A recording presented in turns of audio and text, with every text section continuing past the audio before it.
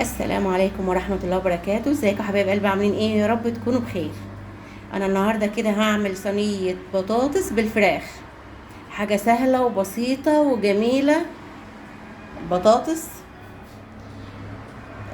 البصلة مع الفلفل، ودي الفراخ،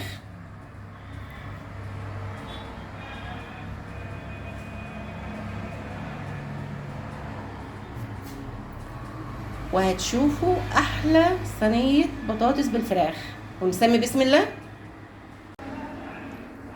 وهي يا ولاد احلى صينيه بطاطس بالفراخ.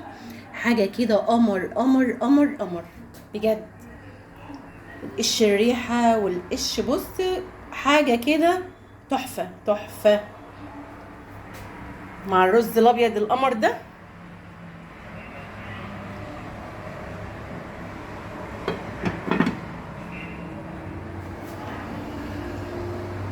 والف هنا وشفا على اللي اكل، والف هنا وشفا على اللي شاف.